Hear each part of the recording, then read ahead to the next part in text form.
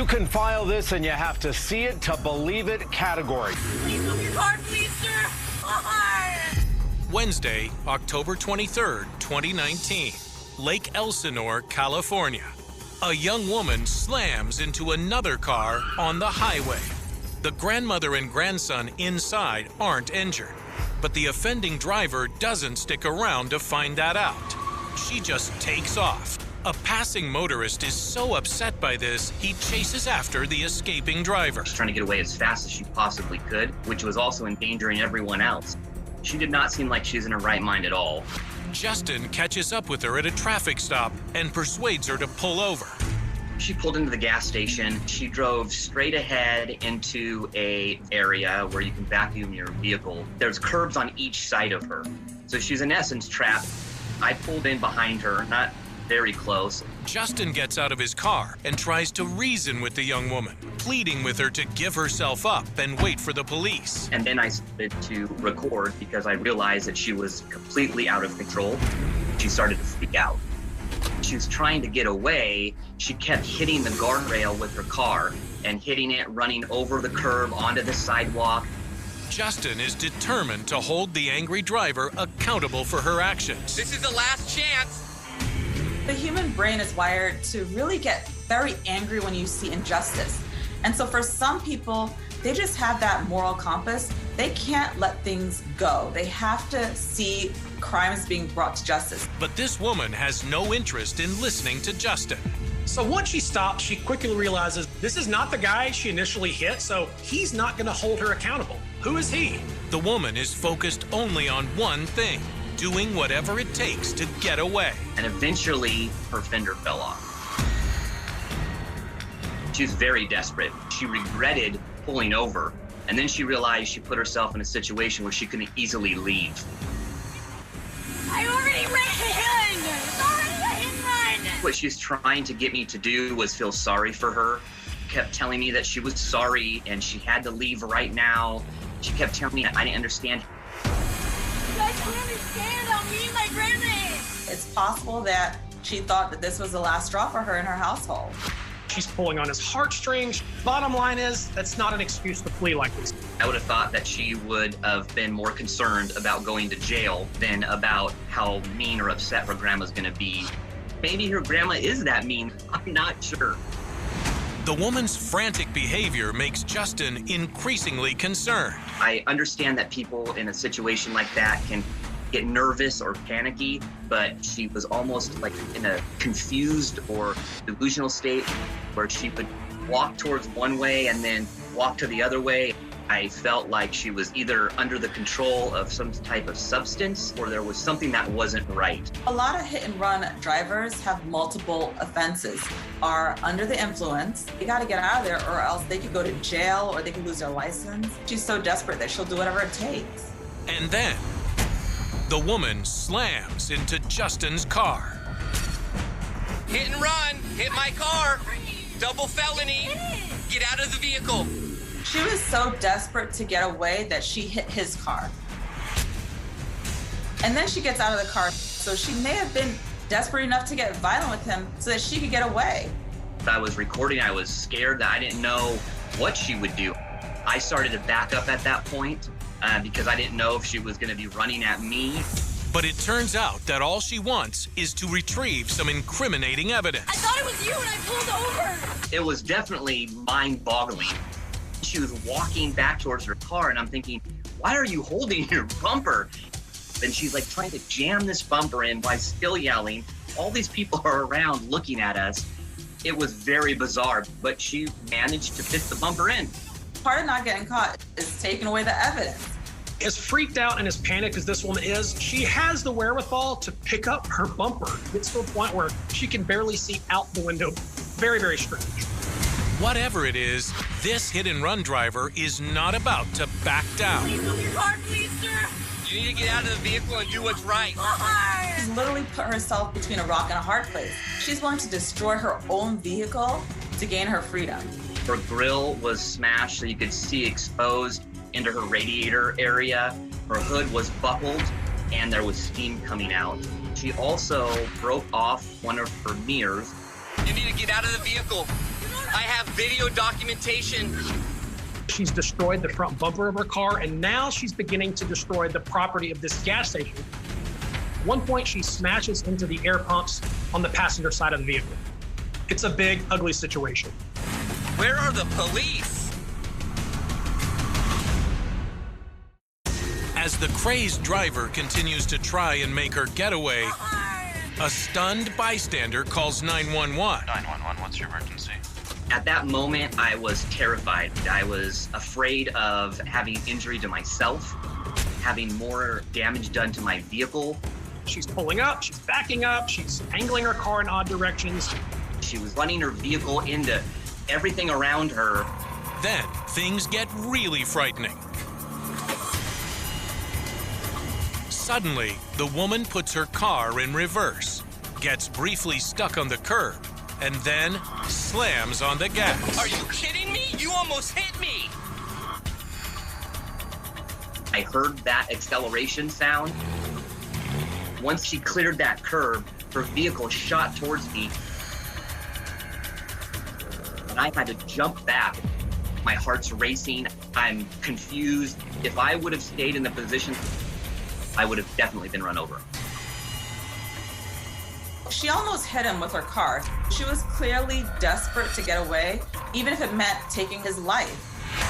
This woman knew that she was being filmed. It probably just amplified her own sense of panic, her own sense of fear. In her mind, she is convinced that getting away is better than getting caught. Justin is stunned by the woman's reckless behavior. Are you kidding me? You almost hit me. It was only going to make things worse for her. Incredibly, the woman manages to drive away before police show up. Shaken, Justin goes home and shares the wild video he has recorded with some family members. My mother-in-law, I just sent her the video and I said, here's day in the life of Justin. She said, this is crazy. Can I put it on Facebook? I assumed that what she meant was she's going to put it on her Facebook page. Well, no. She put it on a group called What's Up Lake Elsinore. The video goes viral in a matter of minutes, getting the most comments the page has ever gotten in an hour.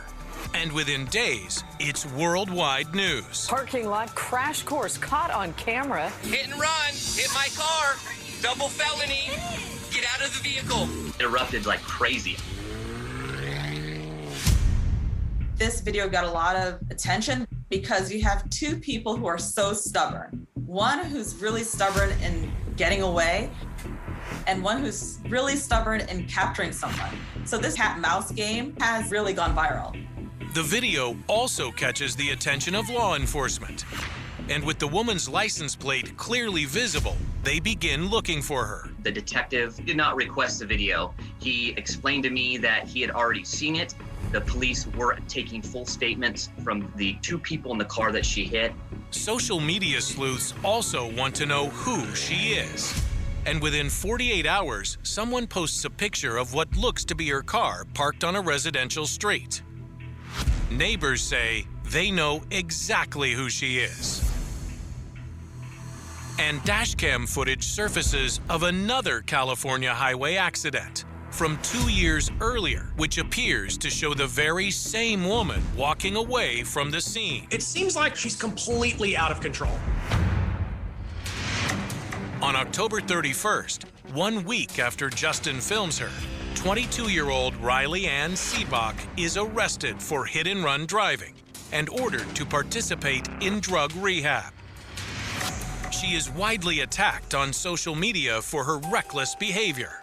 And to his shock, even Justin, who was just trying to do the right thing, becomes a target of some of the comments. I was called a kidnapper. I was called an intimidator. I was called a bully, an instigator. Trying to keep up with that was just insane. We can sort of relate with this woman. We've all, at some point, been boxed in. We felt trapped. I already ran! We could debate all day the ethics, the merits of what this guy did by blocking this woman in. Please move your car, please, sir! You need to get out of the vehicle and do what's right. But he kept a very panicked, very aggressive person off the road, at least in that moment, and maybe he spared someone's life because she could have been in a car wreck later on. With every step he took to stop her, she became more and more aggressive and violent.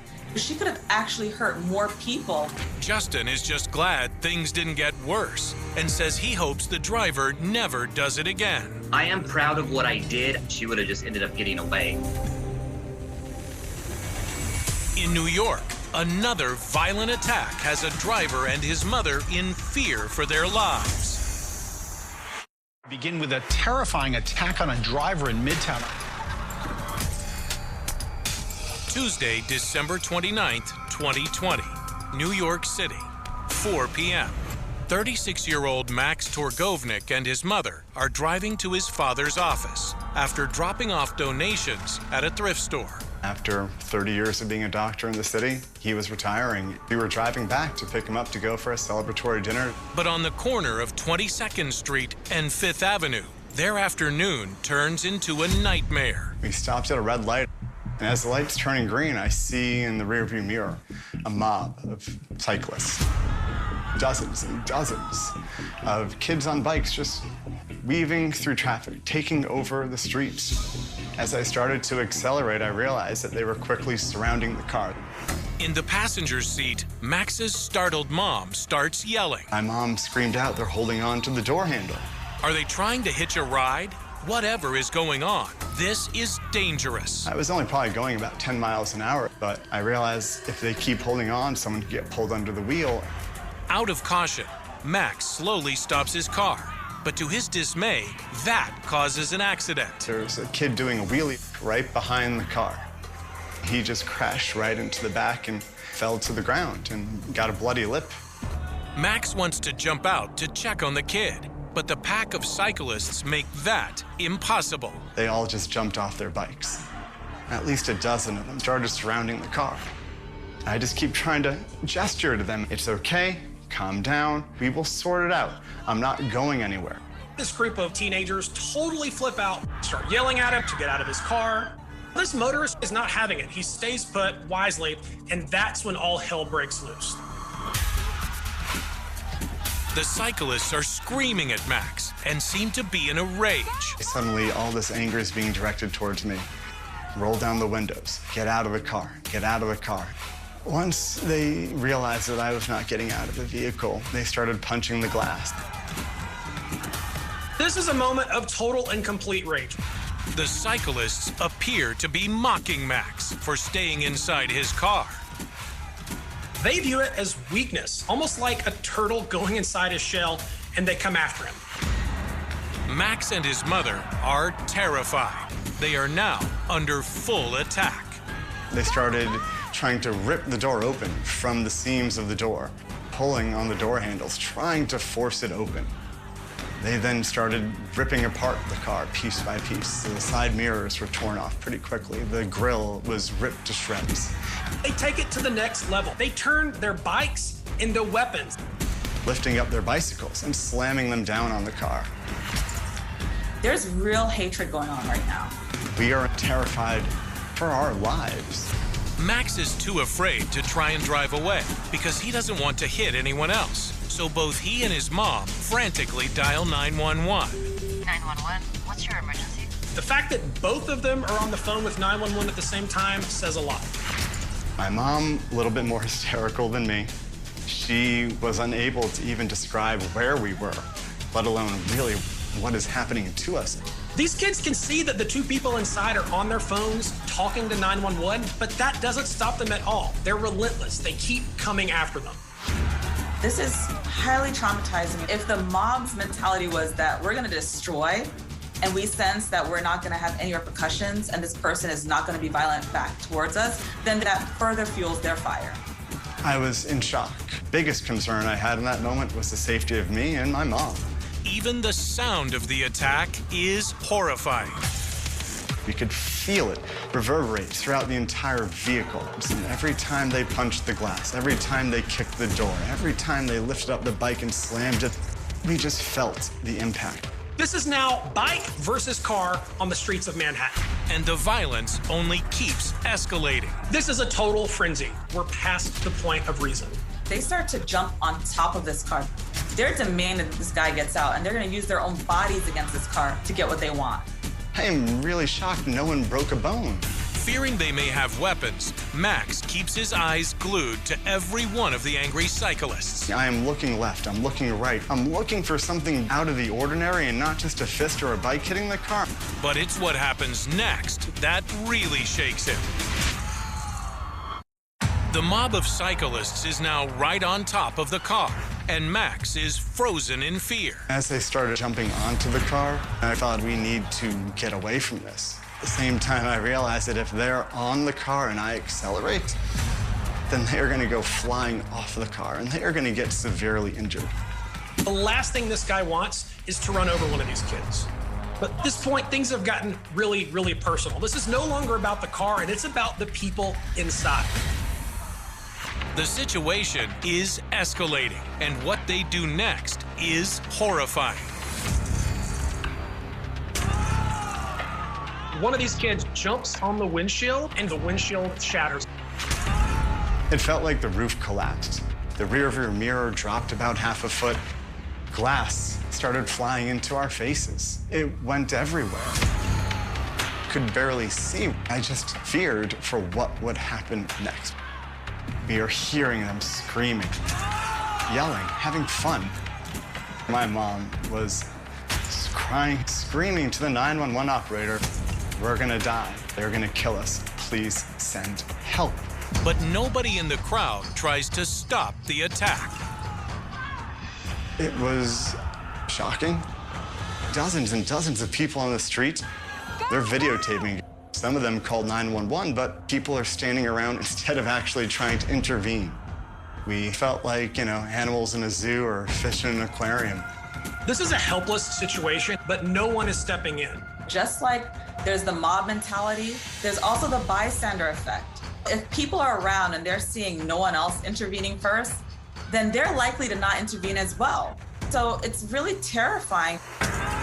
But with his mom in a complete panic, Max has had enough. Once they broke that glass and I heard her scream, I had to act. And as soon as I saw an opening, I took it. He drives away to get out of the onslaught and escape the situation. The best thing they could do is get away. Shaking, Max carefully steers his battered SUV away from the crowd as they continue to mock him. Those kids were literally cheering, laughing, giving us the finger as they're riding their bikes past us. As Max waits for the police, he tries to comfort his mom. She was crying hysterically. She's in her 70s. She could have very well had a heart attack in that moment. There were so many things that could have happened. I'm so grateful that it didn't. When police arrive, the cyclists have already fled the scene.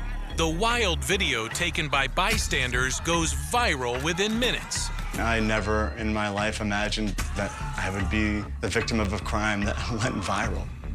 The posts that I saw online, many people said, "You did the right thing." But some of the comments seem as hateful as the attack itself. The hardest ones to read were the ones who said that I deserved that. It could have happened to anyone. The idea that this guy deserved it is completely insane. But this was anger, causing trouble and causing chaos. Police soon determined that this is the same mob of cyclists who attacked a cab driver just minutes before they went after Max and his mom. We have new information tonight about a group of teenagers on bikes attacking an SUV in Manhattan. It appears they also went after a cab driver. And that he had unfortunately gotten out of the car and fallen victim to a brutal assault, where they were kicking, punching, and lifting their bikes and crashing them down on top of his body. 3 days later, on New Year's Day 2021, police arrest 2 teens in connection with the attacks. They're charged with felony mischief and rioting. Other arrests soon follow. But because all of the suspects are juveniles, the penalties are mild. Many of these cyclists were caught, but because they're juveniles, they're not going to be fully prosecuted. The car, which belongs to Max's dad, sustained some $20,000 in damage. And the trauma of that day still lingers. My mom and I still have residual effects to this day. Definitely PTSD. But Max is grateful it wasn't worse, and that he was able to protect his mom. My concern was that nobody got hurt. I tried to care for the people outside that vehicle at first, and then I had to care for the people inside the vehicle. Me, my mother, my family. May 23rd, 2021. Pueblo, Colorado, just before 10 a.m. Molly Leary is taking her dog Roxy for a walk. I live by myself. She's my companion. Roxy, she's an awesome dog. She's a pit bull. She's still a puppy. She's the happiest dog there is. I take her out everywhere. She's my best friend. But on this outing, something strange happens. A car passes Molly, then makes a U-turn to pull up beside her. At first, Molly thinks nothing of it, even when a woman gets out of the car. She jumped out of the car. Oh, I love your dog. I would like to pet her. So I let her pet her. Usually when I walk her, everybody wants to say hi to her. It wasn't suspicious at all. Her body language here seems very positive and very non-threatening. But within seconds, her real intent is revealed. All of a sudden, she just grabbed my leash and started pulling on her and saying, "This is my dog now, bitch. This is my dog." She hit me. It happened so fast, I didn't really know what to do. We were fighting for the leash. This woman is trying to steal Molly's dog, and it's a well-organized effort. There was another girl that got out of the car. Somebody was behind the wheel. I couldn't see who it was. Who are you? This is a desperate situation. It's 2 against 1. Why are you doing this? Please don't take my dog. Molly is terrified. No! David! I didn't know if they had knives or guns. I had nobody around to help me. I was scared to death. It's chaotic. During the struggle, Roxy breaks free. Roxy got off her collar and she started to run home because she knows where home is. And she heard me screaming. Roxy stopped. Molly desperately looks around for help. One passing car does slow down. And I was yelling, "Help me, help me, they're stealing my dog, help me." They just drove off. And that's when she started hitting on me. She grabbed my hair and started beating me up. Molly is alone in a futile fight to save her own dog. She's doing everything she can to keep her away from the dog. But that's when the second dog napper swoops in. The other dog napper scoops up Roxy and then begins sprinting for the getaway car. Both women race off as Roxy yelps. We hear Roxy. She's yipping. It's as if she knows that she has been dog-napped. Molly is devastated, and it all happens so fast, she doesn't even get a good look at the car. My eyes were teared because she was hitting me so hard. I only saw a couple of numbers of the license plate. I tried to get my camera out to take pictures of the car. I couldn't get it fast enough. And they took off. I was confused. I was crying. I was scared to death. It was heartbreaking. And most crushing, Molly fears this won't end well. Usually the cops say if somebody steals a dog like that, you'll never see her again. As a car disappears with Molly's beloved dog inside, she's left alone in the parking lot. I had nobody to help me. Then I went to the nearest place. All my friends are there. I screamed and hollered at everybody. They stole my dog. Everybody jumped out and tried to look for him. So I called the cops. There seem to be no leads. But when police finally get surveillance video from a bank across the street, Molly shares it with the local news. A dog napping and assault caught on camera in Pueblo. The owner struck multiple times while trying to stop it. News stations also post Molly's heartbreaking story on social media. Viewers were just shocked. They hadn't seen anything like this before. The second we posted, there was thousands of comments talking about the outrage that people had over this happening. The video quickly goes viral. Anything we could put it on, we put it out there. And the response is overwhelming. This whole town was looking for her. I had 1,500 remarks on my comments. There are some really caring people out there. One of the people who notices the video happens to be a neighbor of Molly's. They don't know each other, but Bonnie is well known for her work in the area rescuing lost pets. My heart just broke for Molly. It broke for Roxy. That dog was terrified. She had no idea what was going on. And 3 weeks after Roxy is stolen, Bonnie notices an interesting post on a Facebook group for lost and found pets. A young woman in the group shares video of a dog she has spotted in her backyard. The dog came up into her yard and she wanted to make sure that it was going to get home. The dog is a pit bull and it looks a lot like Roxy. So Bonnie contacts the woman for more information. I was like, hey, that looks like the stolen dog. And she's like, well, do you know anyone who can come to microchip? And I said, you know what? I have a microchip reader. A microchip could confirm exactly who the dog is and who it belongs to. I met up with her. I did scan her, and she did not have a microchip. In the meantime, Molly begins to lose hope. I didn't know if they were going to use her for breeding, use her for fighting. They could have hurt her really bad. My heart was just totally ripped out. Here I was devastated. But what Molly doesn't know yet is that Bonnie and the woman who found the stray dog in her yard are starting to think it must be Roxy. We were comparing the dog to the photos that Molly posted, and you could fully see her chest. It is identical. And we're like, this is Roxy. This is her. Bonnie decides to reach out to Molly on Facebook. She said, I think I have your dog. I said, hey, she was found about a couple miles away from the abduction area. Could you come and check? It could be Roxy. At first, Molly is apprehensive. The lady said to go look in the same parking lot where they stole her. To me, it's very fishy. But she holds on to hope. Could it really be Roxy? So I said, okay, I need to come see her. I cried the whole way. I was worried that it wasn't her.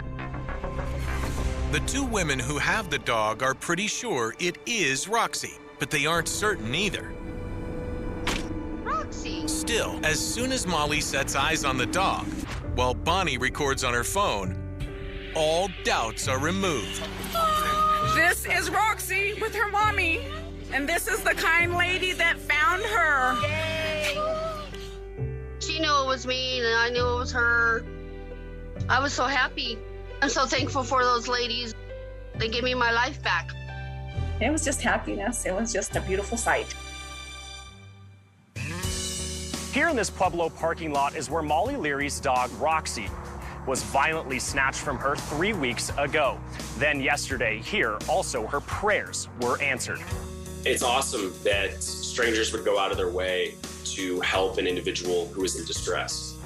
If it really wasn't for social media, I probably would have never got Roxy back. Police are still working to identify the dog nappers, and they don't know what happened to Roxy after the women took her or why they let her go. Molly wants justice. They're gonna get him for assault, dog napping, and robbery. They need to go to jail, especially the girl that beat me up. But more than anything, Molly is just grateful Roxy is back where she belongs. Roxy's my life. She's my soul. I'd be so lost without her. Thank God she's home. My baby's home. In Washington, another chilling kidnapping and an incredible battle to survive. May 2nd, 2021, Burien, Washington. It's a startling scene. A barefoot man runs across a gas station parking lot and frantically pleads with the clerk inside. The first thought I had, he's somebody on drugs. very high, running very fast. But then he takes a closer look. I saw this rope, his neck wrapped with a duct tape. I was shocked. He said, close the door, they will shoot me. I thought this guy is really in some trouble.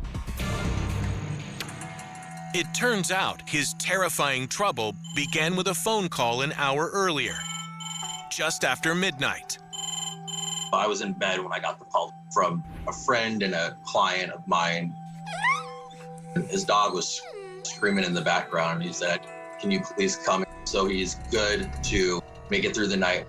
Than, who is using an alias for this story, owns a small pet grooming business, and he never hesitates to help an animal in pain. I thought it was an emergency situation. I said, I'll be there. He just rolls out of bed, but it doesn't matter. He's in a rush to help this dog. I went to go in and greet my friend. As soon as the door shut, someone came from behind me and punched me in the chest. It says, how you doing? I look at my friend and I say, what's going on? He's focused on scrubbing cheese out of a plate, not even bothered that this is happening. I see a woman walking at me with a knife and somebody else coming from behind the couch. He had a metal crowbar type device and rope.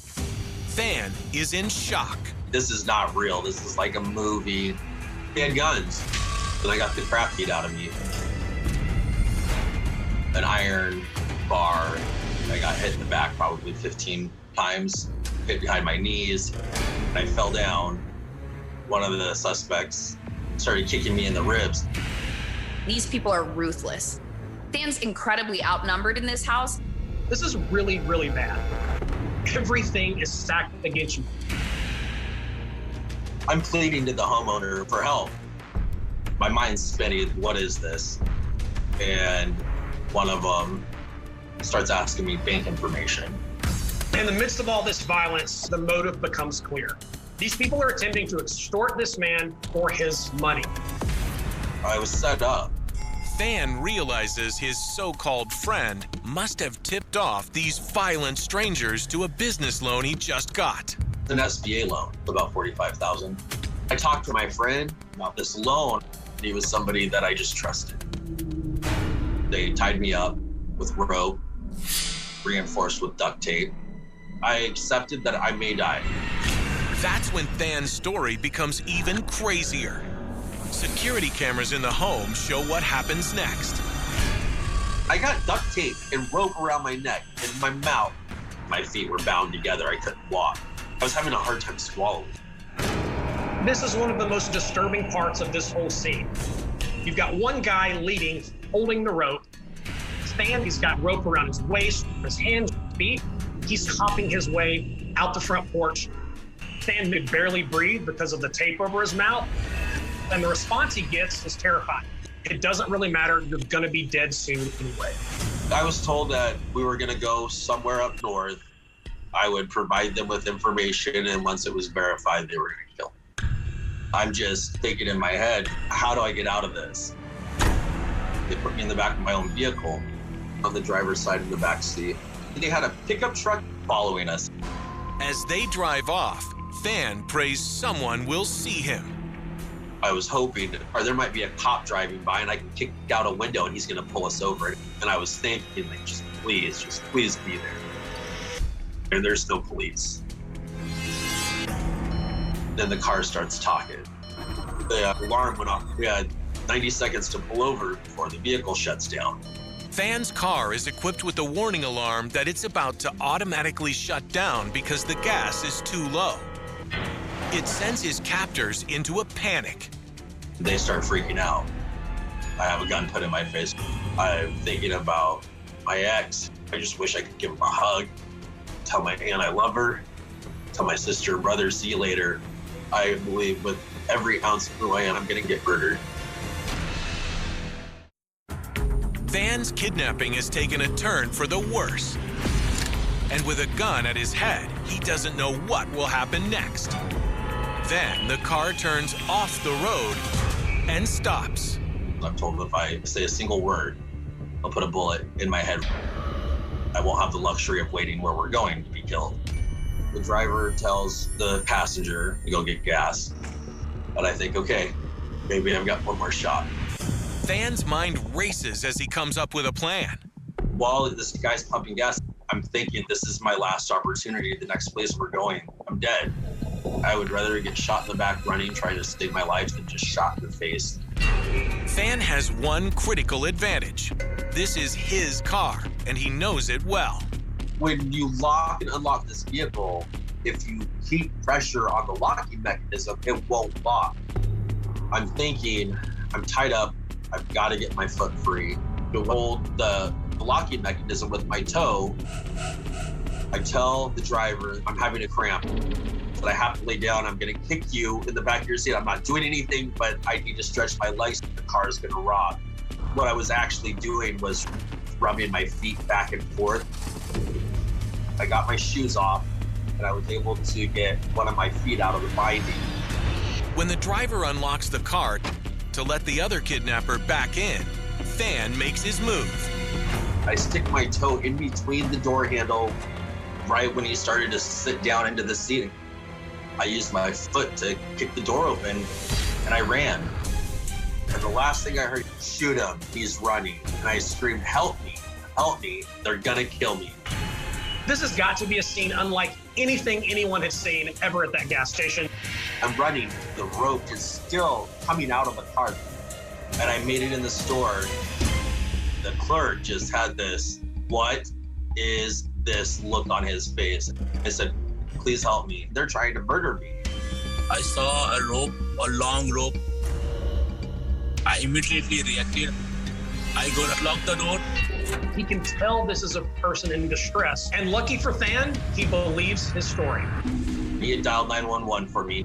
He gave me his phone and said, you don't let go of this until the police are here. He stood in front of that locked door in between me and these people. This attendant is confidently protecting himself, Than, and his store.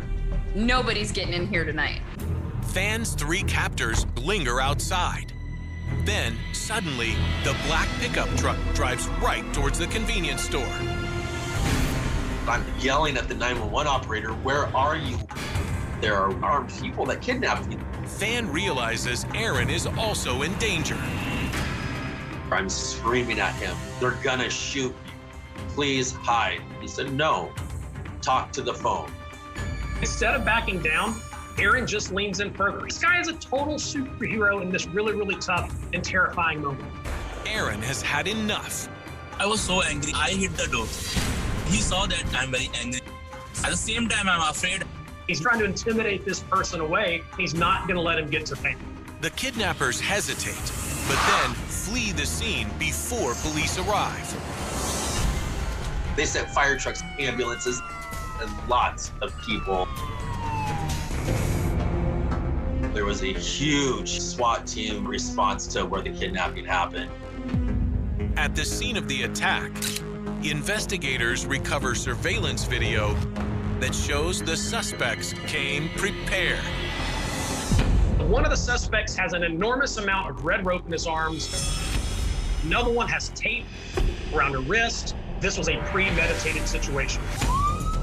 3 of the suspects are arrested within days, including the friend who lured Than to his home. A 4th, the one who beat Than, is later arrested in Nevada. The 5th suspect is elusive. Hello, I'm David Rose, and here's a look at some of our top cases. But after the video goes viral, U.S. Marshals find him hiding out in Florida. I asked the detective, I need to know their plan for me. He goes, Than, I think they were going to kill you. All 5 suspects are charged with felony kidnapping and robbery in the 1st degree. Than is still stunned by the shocking betrayal. To know that somebody that I thought was a really close friend put a monetary value on my life, it really messes up my head. But he does now have a new friend. Aaron, being the amazing person he was, he saved me. Saved my life. Aaron doesn't consider himself a hero. He just wants the people who tortured Than to face justice. I think they deserve to go to hell. The people like that, jail is nothing. And Than knows how lucky he is. Whether you face your own mortality, it changes you. I survived. I survived this. It begins with a stretch of road no one remembers by name. A thin ribbon of asphalt cutting through southern Ohio, lit only by a flickering street lamp and the pale wash of headlights sliding past at midnight. And if you had driven through that intersection in the summer of 2010, you would have felt nothing unusual, no warning, no sense that this ordinary place was about to become the first silent witness to a mystery that would harden into a cold case, shock a community, and refuse to loosen its grip for more than a decade. The call came in just after 6:30 a.m., the kind of call dispatchers hear every day, a voice tight with panic reporting a car abandoned on the shoulder, engine cold, driver missing, door ajar, as if someone had stepped out for only a second and never returned. And when the first patrol unit arrived, the air was still heavy with morning fog, clinging to the cornfields, swallowing sound, turning the world flat and colorless. And the officer noted details without knowing their weight yet. The vehicle parked crooked, keys still in the ignition. A purse on the passenger seat, cell phone face down on the floorboard, battery dead. Her name was Emily Carter, 27 years old, a medical assistant, known in her town for her quick smile and routine life, the kind of person whose schedule was predictable down to the minute. And that predictability is what set off the first quiet alarm, because Emily did not disappear. She did not vanish into thin air. She simply failed to arrive at work, and then failed to answer her phone, and then failed to exist in the places she was supposed to be. By mid-morning, yellow tape fluttered against the wind, state troopers circled the scene, and the word missing began to spread, whispered first, then spoken out loud, then broadcast across local radio. And in the background, unremarked, the hours were already working against her. Because every investigator knows the first 48 hours are a narrowing corridor, and once you step beyond them, the walls begin to close. Search teams move through the surrounding fields, boots pressing down wet grass, eyes scanning ditches, tree lines, creek beds, anything that could swallow a body or hide a struggle. And there were signs, just enough to be unsettling, scuffed dirt near the driver's side door. A faint smear on the interior handle that tested positive for blood, but yielded no usable DNA. And that detail, that frustrating almost something, would become a pattern. The community reacted the way small towns always do, with candlelight vigils and missing person flyers taped to gas station windows, faces memorized by strangers, and the unspoken question hanging in every conversation. How does a woman disappear on her way home? On a road she had driven hundreds of times, without anyone seeing anything. Investigators reconstructed her last known movements with precision that felt cruel in hindsight. Security footage from a convenience store showing Emily buying a bottle of water at 11:47 p.m., her car passing a traffic camera at 12:03 a.m. The timestamp freezing her life into a sequence of numbers, and then nothing, a hard stop, a blank space where the story should have continued. Rumors arrived before answers, as they always do. Theories folding in on themselves, a stranger, a jealous ex, a wrong turn, and each possibility opened a door that led nowhere, because there was no ransom call, no credit card activity, no digital footprint after midnight. As if Emily Carter had stepped out of the modern world entirely. Weeks passed, then months, and the case file thickened while the trail grew cold, detectives rotating on and off the investigation, each one bringing fresh eyes, and leaving with the same questions, and quietly, without ceremony, the label changed from active investigation to cold case. A phrase that sounds clinical until you understand what it means, that the urgency has been replaced by endurance, that the search has become a waiting game. Emily's family refused to wait. They pushed, they called, they demanded updates that did not exist, and they walked the same stretches of road again and again, convinced that something had been missed, some detail overlooked, and they were not wrong, but the truth was buried deeper than anyone realized. Years went by, the flyers faded, the vigils stopped, but the road remained, unchanged, still swallowing headlights at night, still ordinary. And then, in 2021, more than a decade later, a routine traffic stop, the kind that barely registers in a patrol officer's memory, cracked the surface of the past. The driver was pulled over for a broken taillight, hands shaking, story inconsistent, name flagged in the system. And as the officer ran the license, an old note surfaced, a footnote buried in a database, a name that had once brushed against the Emily Carter investigation and then slipped away. Unremarkable at the time, forgettable, until it wasn't. His name was Daniel Rourke.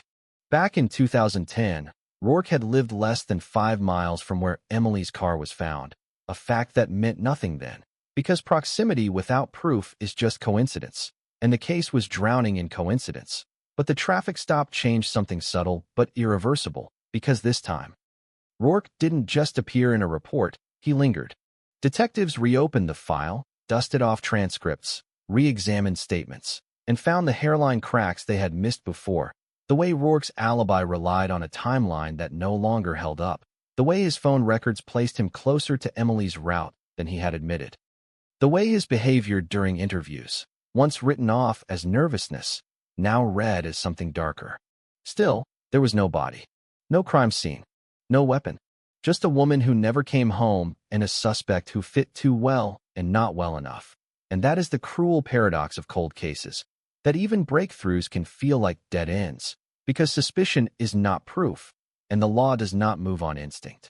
As news of the reopened investigation leaked, the community felt the old shock ripple outward, a collective intake of breath, because after all these years, hope is a dangerous thing, and yet impossible to kill.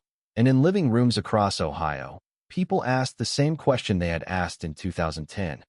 Whispered this time, more carefully, what really happened to Emily Carter on that road? The answer, if it exists, is still waiting, locked inside fragments, traffic logs, half-remembered nights, and the silence of a man who knows more than he will say. And as the case inches forward, one traffic stop at a time, the past refuses to stay buried, because some stories do not end. They just grow heavier, pressing down on everyone who touches them, reminding us that closure is not guaranteed, and that in the space between suspicion and truth, a ghost can live forever. Time does strange things to memory, sanding down the sharp edges until even the most violent absence begins to feel unreal.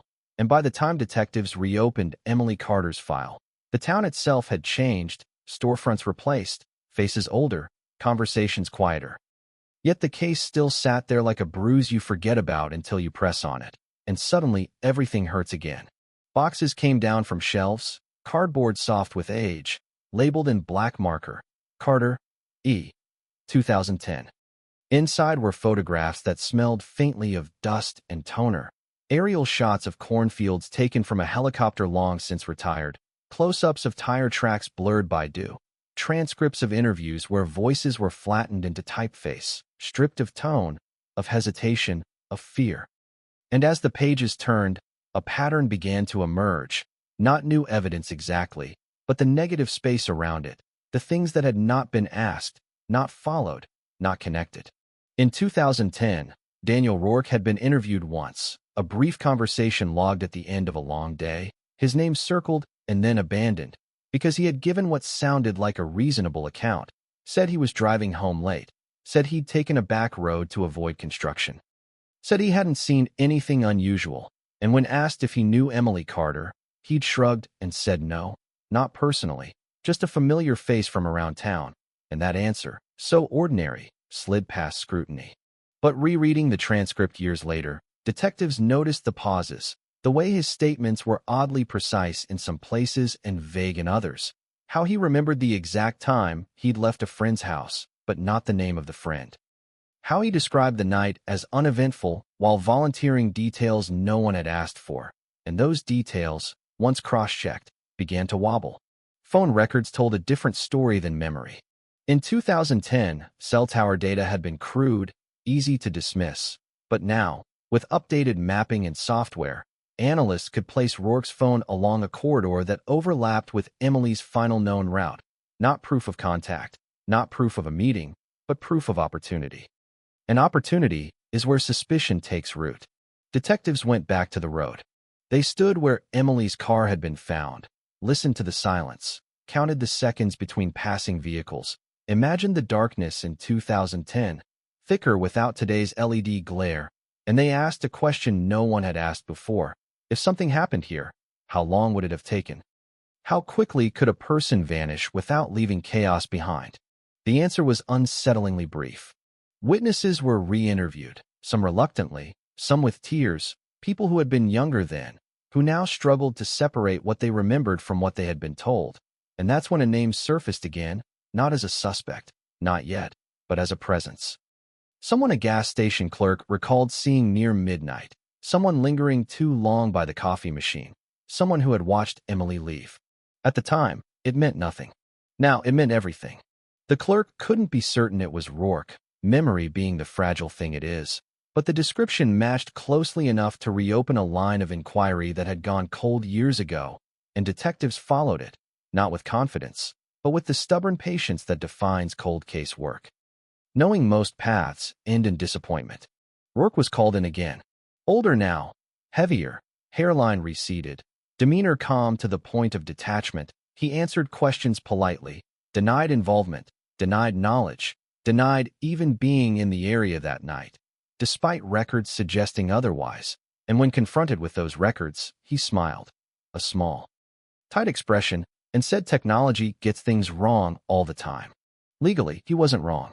Without a body, without a crime scene that could speak clearly, every step forward was met with resistance, procedural, evidentiary, and the case hovered in that liminal space between reopened and unresolved, frustrating everyone involved, especially Emily's family, who had learned the vocabulary of investigation against their will, words like probable cause and circumstantial and insufficient becoming part of their daily language.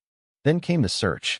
Not the broad, desperate sweeps of 2010, but targeted, surgical, guided by a new theory that Emily had not been taken far, that whatever happened had happened quickly, impulsively, and close to where her car was found, and teams returned to the fields with ground-penetrating radar.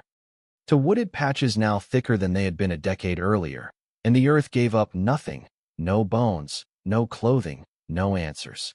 Each failed search deepened the mystery.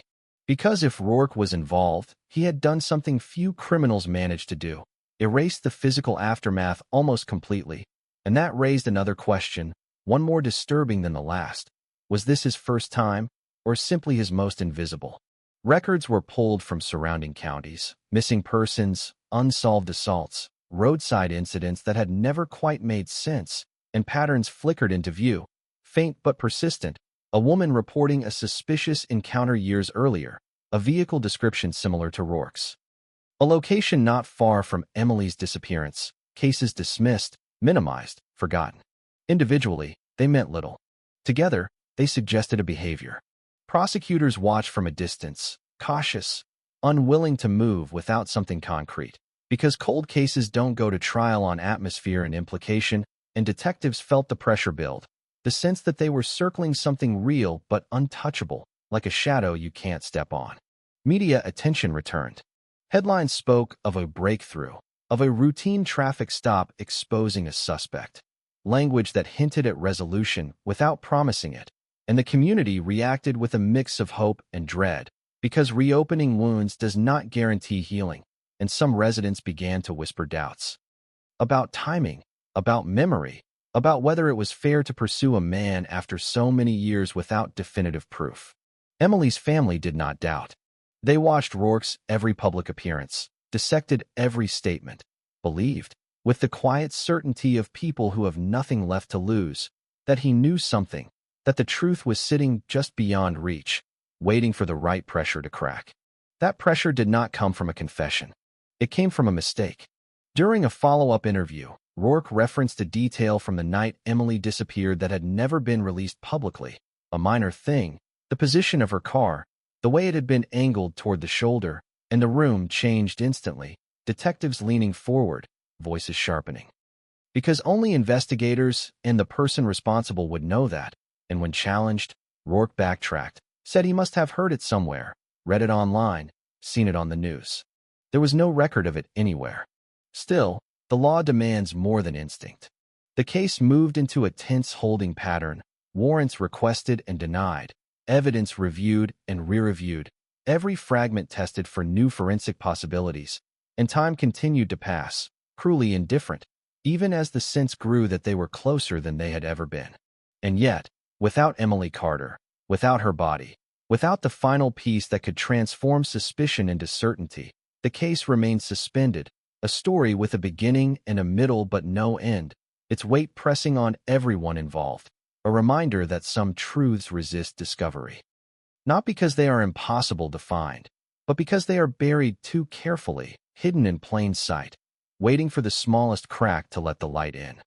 The smallest cracks are always the most dangerous, because once they appear, they invite pressure, and pressure has a way of turning time against the people who thought it was on their side.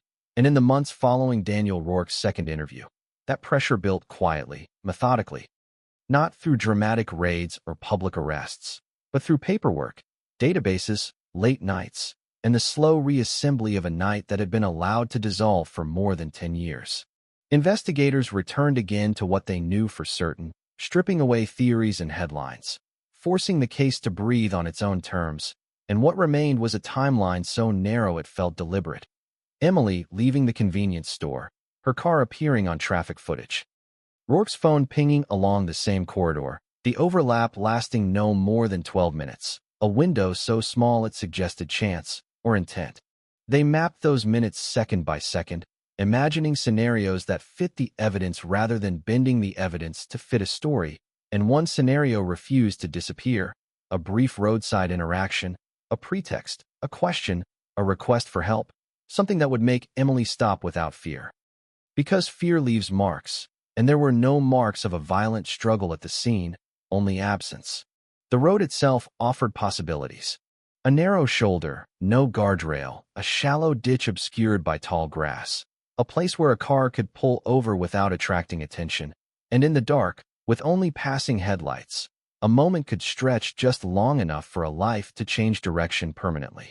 Detectives interviewed behavioral analysts, not for profiling in the cinematic sense, but for patterns, and the word that kept resurfacing was opportunistic, not a carefully planned abduction, not a predator waiting in the shadows, but someone who recognized a moment and took it.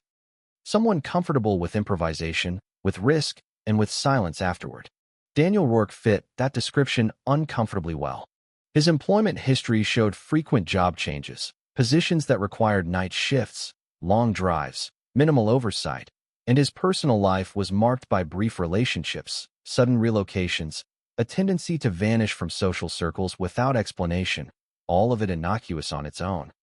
All of it suggestive when viewed through the lens of a missing woman. Investigators pushed outward, widening the circle. They spoke to former co-workers who described Rourke as quiet, helpful, forgettable, the kind of person who fades into the background, and that forgettability, once seen as harmless, now felt strategic, because people remember extremes, not the middle, and Rourke had built his life in the middle. A former girlfriend recalled an argument years earlier, a moment of anger that flashed and disappeared so quickly she questioned whether it had happened at all, but when pressed, she admitted there had been other moments, subtle ones, controlling comments, an insistence on knowing where she was, who she spoke to, all behaviors she had dismissed at the time as insecurity. Nothing she said was illegal. None of it was proof. But it added texture to a portrait that had once been blank. Forensic teams revisited the physical evidence, retesting items from Emily's car with techniques unavailable in 2010, hoping that time, ironically, had improved their chances, and they found fragments, microscopic fibers on the seat, a partial print smudged into invisibility, but again, no match. No clear path forward, just the sense that something was missing, something small but decisive. That something arrived unexpectedly from an entirely different case. A detective in a neighboring county noticed a similarity while reviewing an old report, a roadside incident from 2012. A woman who claimed she had been flagged down late at night by a man saying her taillight was out.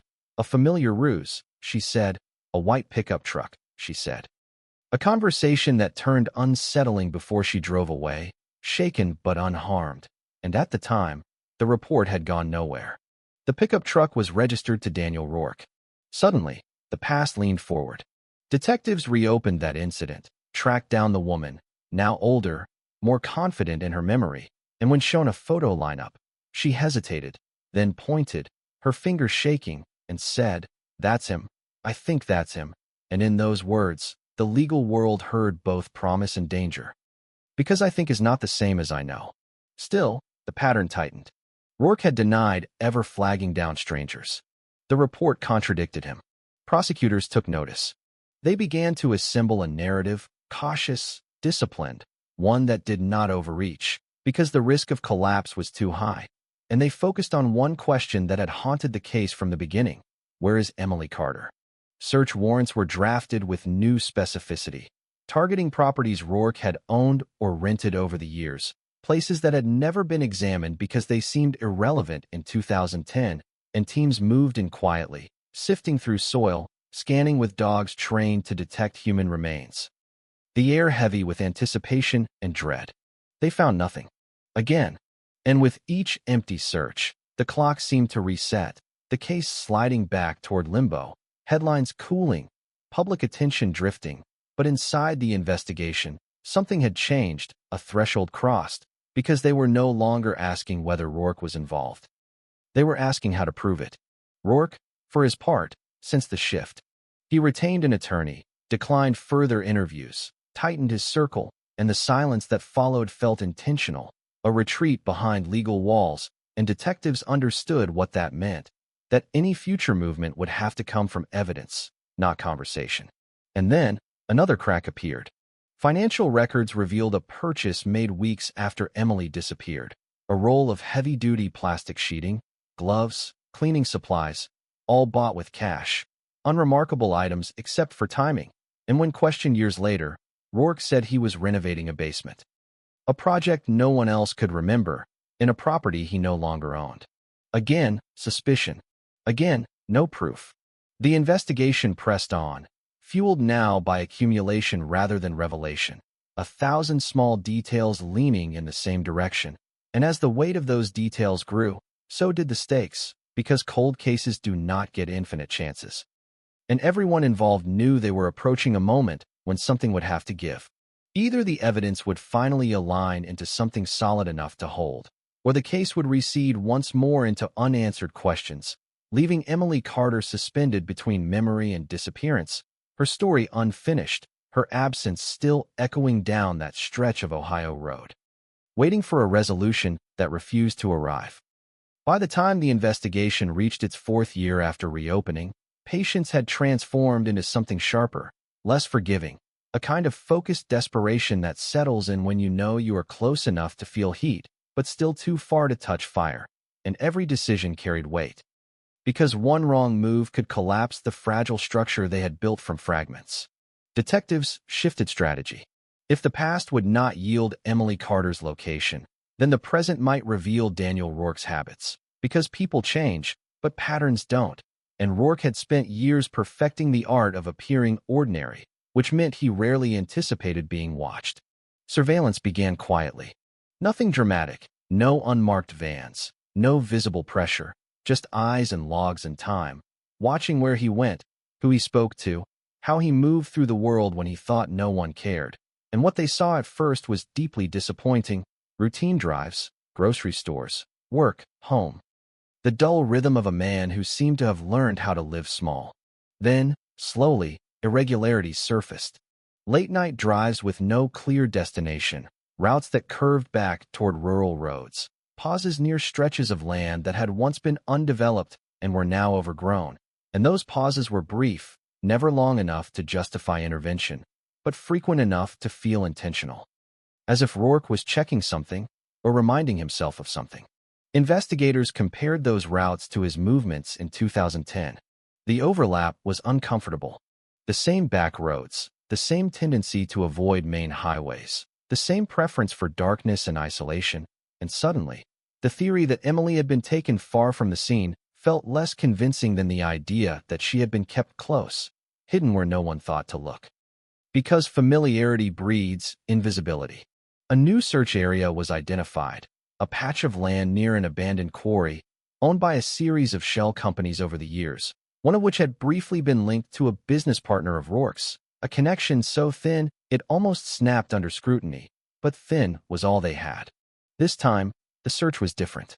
Cadaver dogs alerted near a depression in the earth, a place where the ground had settled unevenly, and for the first time in over a decade, investigators felt something like certainty. But certainty is a dangerous feeling, and they tempered it with procedure, securing warrants.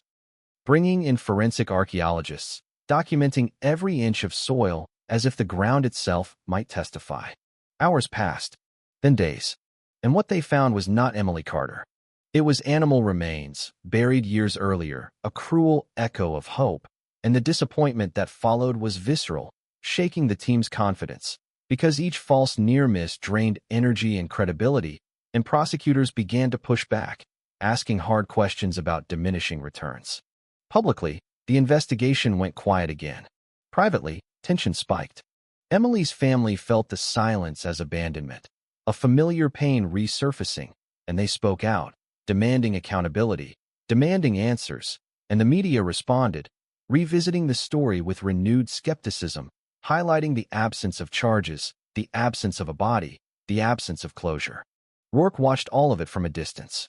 He gave no interviews. He changed little about his routine. But one thing did change. His trash.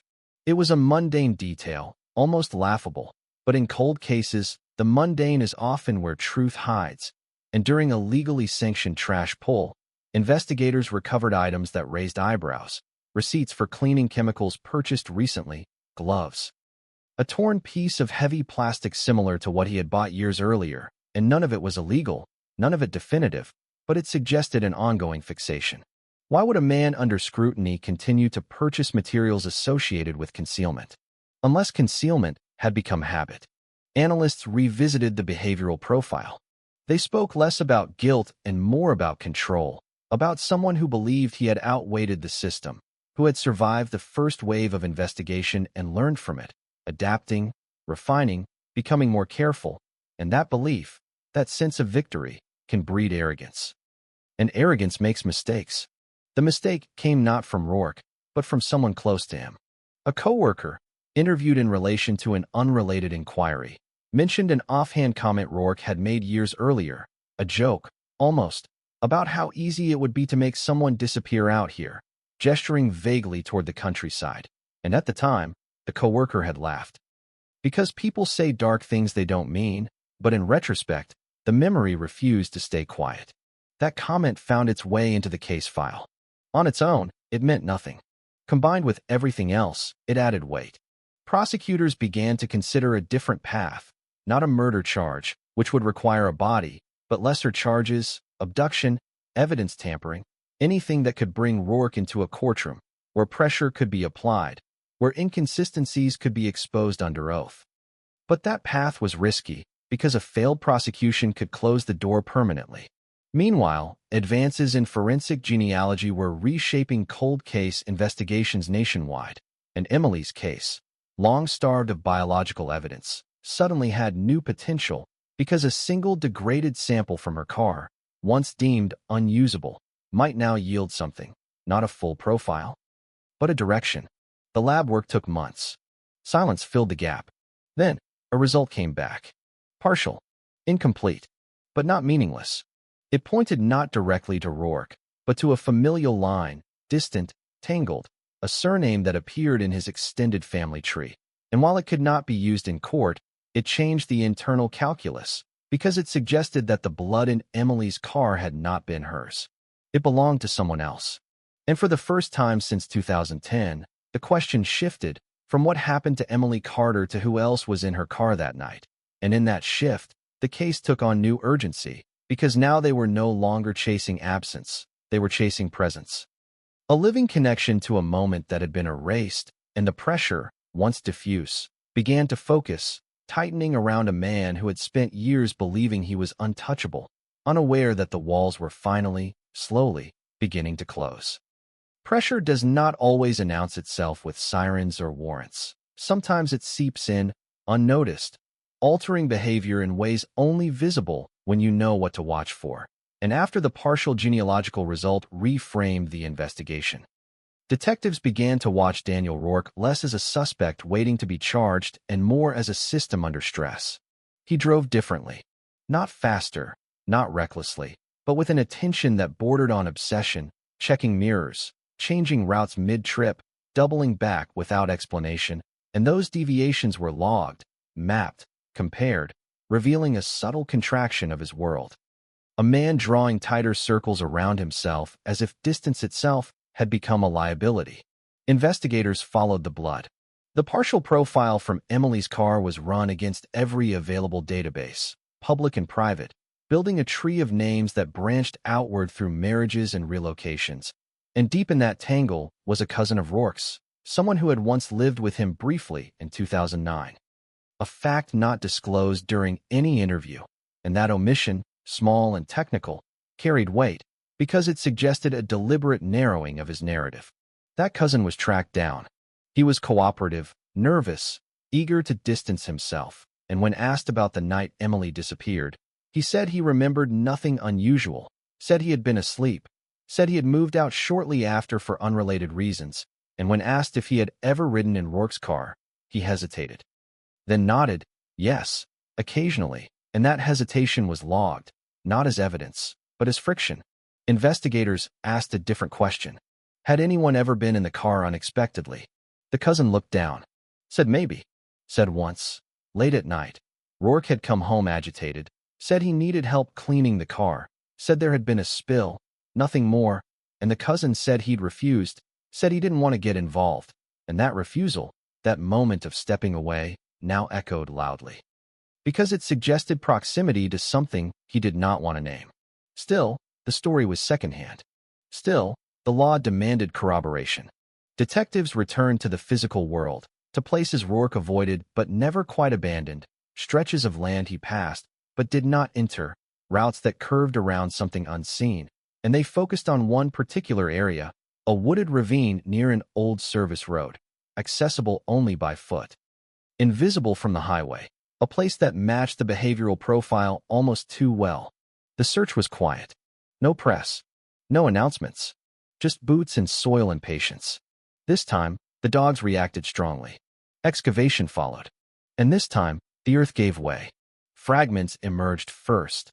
Bone, small, scattered, then fabric, decayed but recognizable. The color matching clothing Emily had been wearing the night she vanished. And the moment was both devastating and clarifying, because after 11 years of absence, Emily Carter had been found, not whole. Not intact, but present, undeniable. The discovery shifted everything. Forensics confirmed what everyone already knew. The remains were human, female, consistent with Emily's age and stature, and though time had erased many details, it had preserved enough to speak, trauma to bone suggesting violence, cause undetermined but not accidental, and suddenly. The case was no longer about disappearance. It was about death. Rourke was notified. His reaction was measured, almost rehearsed, offering condolences, expressing surprise, saying he hoped the family could finally have peace, and detectives watched closely, because grief has tells, and his were absent, replaced by a careful neutrality that felt practiced. Search warrants followed. Properties, vehicles, digital devices. Years of accumulated data were pulled into the present, emails, messages, location histories, and within that data, investigators found patterns of deletion clustered around key dates, including the days following Emily's disappearance. And deletion is not proof, but it is intent. Rourke was arrested. Not for murder. Not yet. For obstruction, for false statements, for evidence tampering related to the original investigation. Charges that opened the door to interrogation under new conditions, and this time, he did not speak freely. He listened. He waited. He calculated. Prosecutors prepared for the long game, because now they had something they had never had before, leverage, and they used it carefully, presenting evidence not as accusation but as inevitability, showing Rourke how the timeline had narrowed, how the overlaps had solidified, how the discovery of Emily's remains changed the legal landscape. The interrogation room stayed quiet. Minutes stretched. Hours. Rourke said nothing. But silence, too, can fracture. And as he sat there, Confronted not by shouting but by the accumulated weight of 11 years, the question was no longer whether the truth would emerge, but how, and at what cost, because the earth had finally given up its secret, and once that happens, the ground beneath every lie begins to shift. Once the remains were identified, time accelerated in a way that felt almost violent, as if the case itself had been holding its breath for 11 years and now exhaled all at once, and every decision carried consequences that could not be undone. Because this was the point cold cases dream of and fear in equal measure, the moment when absence becomes evidence and theory collides with law. The forensic report arrived in layers. Emily Carter's identity was confirmed through dental records, a clinical certainty that landed with emotional force because it transformed hope into finality, and along with that confirmation came findings that refused to stay quiet: fractures inconsistent with accidental injury, trauma to the skull that suggested repeated impact, force applied with intent, and while the exact mechanism could not be determined after so much time, the conclusion was clear enough to support a homicide classification. Prosecutors moved swiftly. The charges against Daniel Rourke were upgraded, murder added to the docket, and the arrest that followed was public this time, deliberate, cameras catching the moment he was let out in handcuffs, a face blank, eyes forward, and the headline wrote itself: Ohio 2010 Cold Case Breakthrough. But beneath the noise, the real work was just beginning. The defense strategy was immediate and aggressive.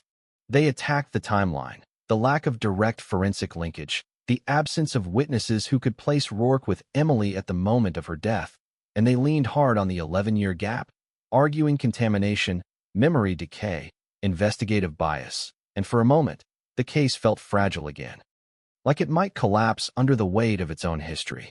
Investigators anticipated this. They focused not on the night itself, but on what followed. Rourke's behavior in the days after Emily disappeared became the spine of the narrative: the sudden purchase of cleaning supplies, the unexplained basement renovation, the deletion of data, the evasive statements, the unreported cousin, and each element was positioned not as a smoking gun, but as a tile in a mosaic, meaningless alone, damning together. Jail changes people. It strips routine, removes control, and exposes fractures, and Rourke began to show signs of strain, minor at first, complaints, irritability, insomnia, and those cracks were watched carefully, because pressure applied at the right angle can do more than force ever could. An unexpected opportunity arrived in the form of a fellow inmate. Not a planted informant, not a dramatic sting, just a man with his own charges, his own incentives, who reported that Rourke talked in his sleep, muttering fragments, names, places, nothing admissible on its own, but enough to prompt a deeper look at one location Rourke mentioned repeatedly. A word the inmate couldn't quite pronounce, something like the cut. Investigators recognized it immediately. A local nickname for a narrow ravine near the service road, the same area where Emily's remains had been found. Search teams returned. This time, not for bodies, but for objects. Metal detectors swept the ground. Soil was sifted again. And buried deeper than the remains, they found something else, a rusted tool, consistent with causing blunt force trauma, its surface pitted with age, but its presence alone suggested deliberation, an item brought and discarded, not a random act. The defense moved to suppress, argued contamination, argued coincidence. But the judge allowed it in, not as definitive proof, but as contextual evidence, and with that ruling, the balance tipped slightly, perceptibly, in favor of the prosecution. Emily's family watched from the gallery. They had waited more than a decade for this room, this moment, and the reality of it was nothing like justice in movies: slow, procedural, emotionally exhausting. And still, they showed up every day, because absence had taught them the cost of not being present. Rourke maintained his innocence. He rejected plea offers. He declined to testify. And the trial loomed, heavy with expectation, because cold case trials are different, haunted by time, dependent on memory and inference, and every juror would be asked not just to weigh evidence, but to bridge years with trust. As opening statements approached, one final piece fell into place.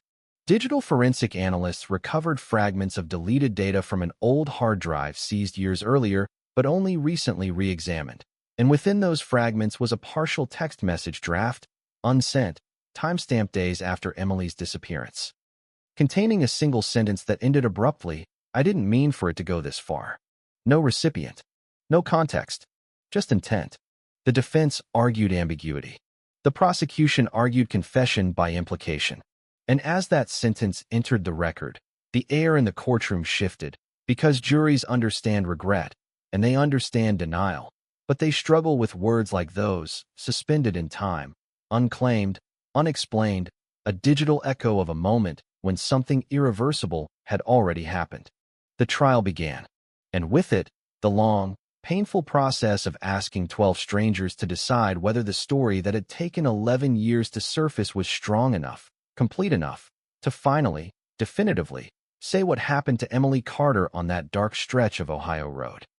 Courtrooms are designed to feel orderly, controlled, but when a cold case finally reaches trial, that order sits on top of something volatile. Years of unanswered questions compressed into a few weeks of testimony, and as jurors filed in each morning, they carried not just notebooks, but the weight of time they had never lived. The prosecution opened without spectacle.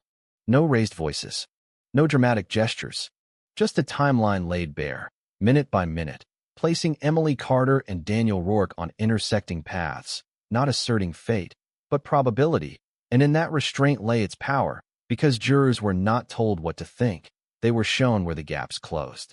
Witnesses followed. The convenience store clerk, older now, voice steady but eyes wet, describing the last confirmed moment Emily was seen alive. The patrol officer who had responded to the abandoned car, recalling the stillness, the way the door hung open, the feeling that something was wrong before he could explain why. Experts took the stand next. Forensic analysts explained degradation, how time erases clarity but not truth, how bone remembers force even when flesh is gone, and though they could not name the weapon with certainty, they could describe violence with enough specificity to leave no room for accident. The defense countered with doubt. They highlighted inconsistencies, reminded jurors of memories shaped by media, questioned the reliability of cell tower data from a decade earlier, and returned again and again to the absence of direct proof, placing Rourke with Emily at the moment of death. Because reasonable doubt thrives in silence. Then came the cousin. He sat rigidly, hands clasped, voice low, recounting the night Rourke had asked for help cleaning the car, how he'd sensed something was wrong, but chosen distance over involvement, and the defense attacked his credibility, suggested self-preservation, suggested invention.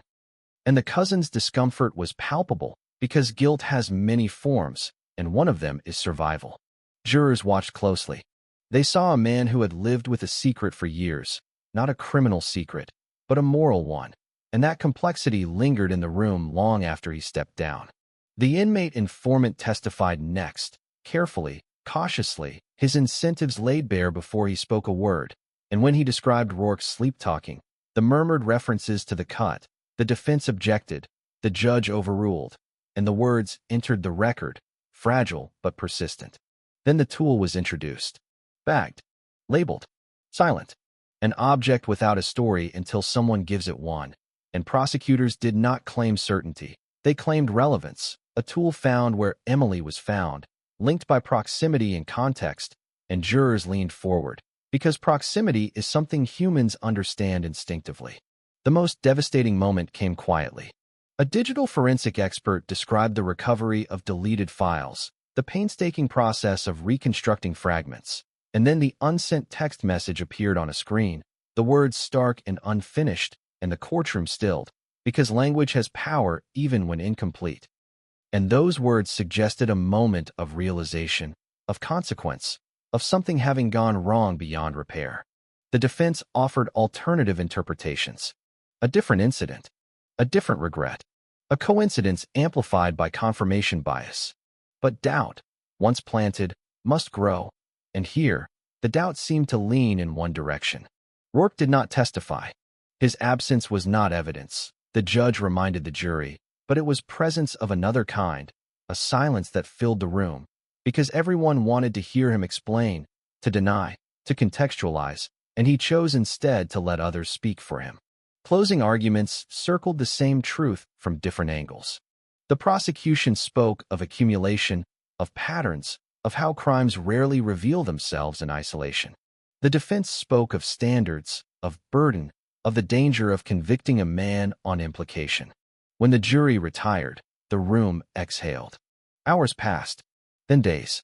Deliberations stretched, questions sent back to the judge, requests to review testimony, to re-examine exhibits, and the waiting was excruciating because cold cases carry a special tension, the fear that after everything, the answer might still be not enough.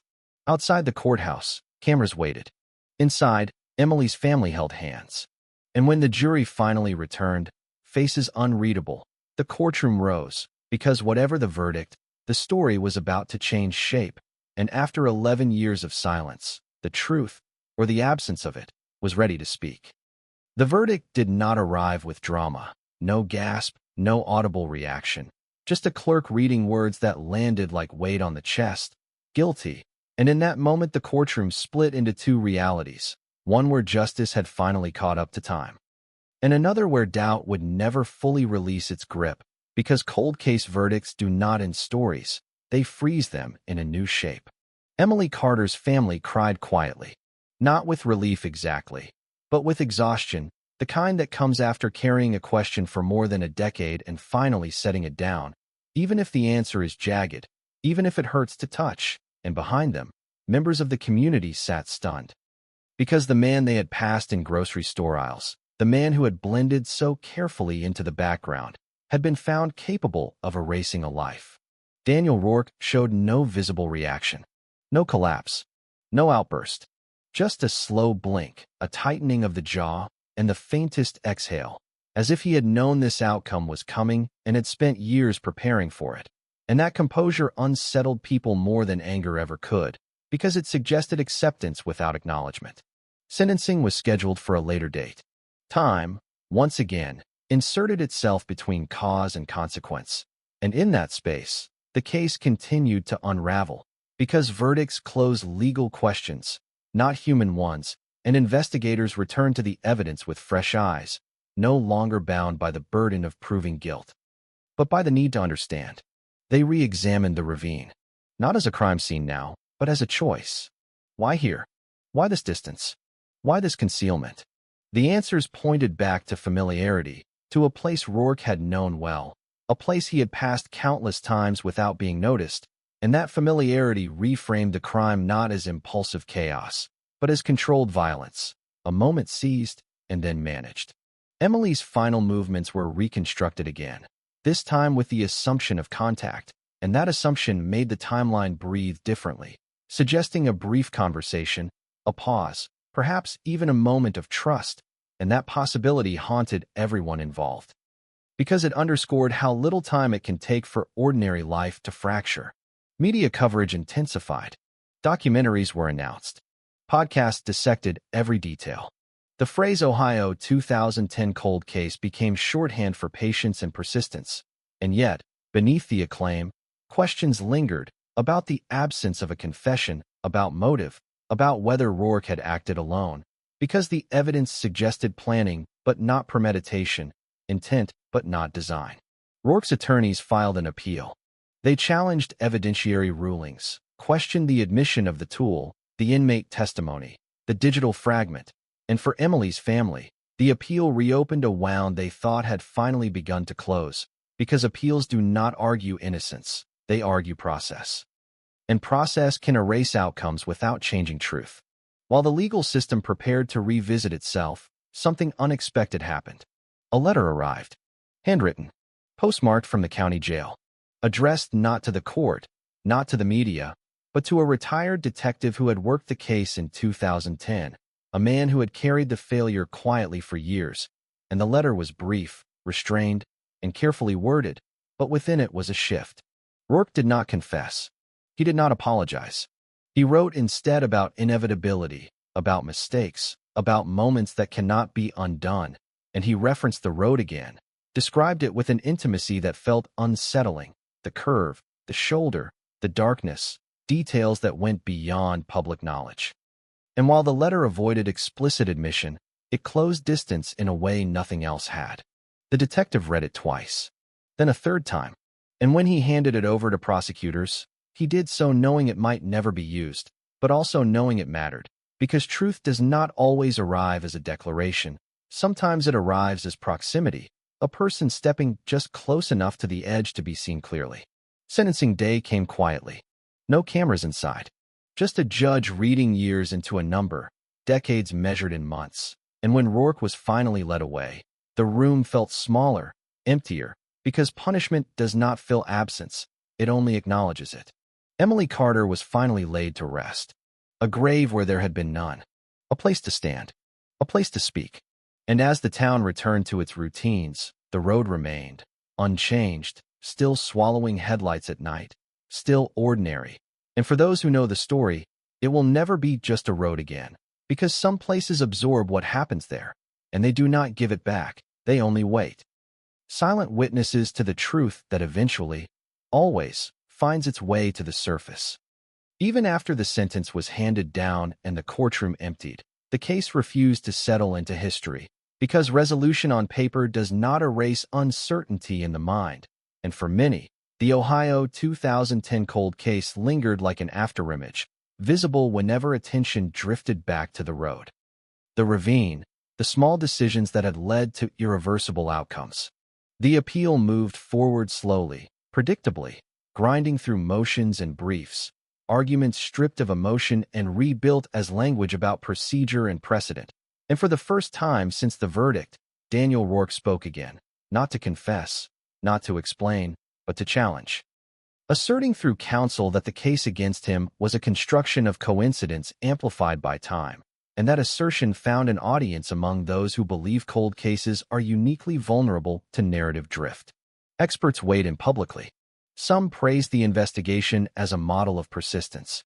Others warned of confirmation bias, of investigators seeing what they wanted to see once a suspect emerged, and the debate became part of the case's afterlife, not about Emily Carter anymore, but about how justice functions when time has eaten away at certainty. Behind the scenes, investigators continued to work, not to strengthen the conviction, but to answer the questions the trial had left open, especially motive, because motive had been sketched but never filled in, and understanding it mattered, not legally, but morally, because without motive, violence feels random. And random violence is harder to live with. They returned to Rourke's past again, this time without restraint. Financial records, therapy notes obtained through legal channels, old emails recovered from forgotten servers, and within that digital debris, a pattern of resentment emerged, complaints about women who had rejected him, about being overlooked, about a world that owed him attention it had not given. And while none of it pointed directly to Emily, it framed the crime as an eruption of long-held grievance rather than a spontaneous accident. Emily herself came back into focus. Friends spoke more openly now, less afraid of saying the wrong thing, describing a woman who was kind but cautious, independent but empathetic, someone likely to stop if she thought someone needed help, and that detail, repeated often, landed heavily. Because it suggested how easily trust can be weaponized. The appeal hearing arrived without ceremony. Judges listened, asked pointed questions, scrutinized the admissibility of evidence that had seemed fragile even at trial. And when the ruling came weeks later, it was brief and decisive, the conviction upheld, the court finding no reversible error, and with that, the legal chapter closed for good. Rourke was transferred to a state facility. Distance replaced immediacy. Letters slowed, then stopped. And slowly, the case began to recede from headlines, replaced by newer tragedies, newer mysteries, because attention is finite and justice, once declared, becomes old news. But not for everyone.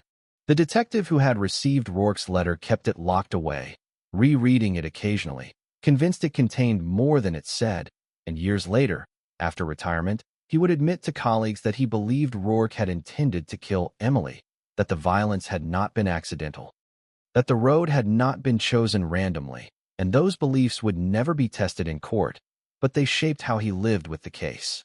Emily's family found a different kind of closure. Not peace, but grounding. They established a scholarship in her name. They stopped measuring time and anniversaries. They visited the grave and talked to her as if she could hear, because for them, truth was no longer something to be proven. It was something to be carried. And still, the road remained.